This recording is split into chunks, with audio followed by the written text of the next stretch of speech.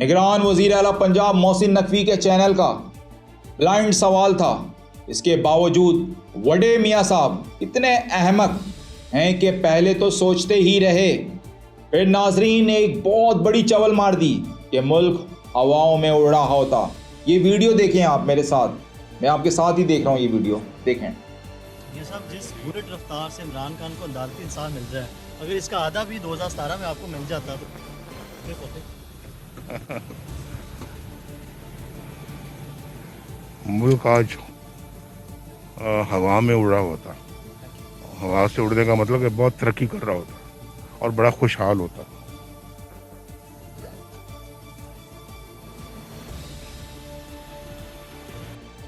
वडे मियाँ साहब, मुल्क हवाओं में तो अभी भी उड़ रहा है। आप ही की इंस्ट्रक्शंस फॉलो ऑन हो रही हैं। छोटे मियाँ साहब, आपकी नालायक बेटी मरियम नवाज और पीडीएम करप्ट टोला उड़ा रहा है अवाम को आटे की, पेट्रोल की, डॉलर की उड़ान।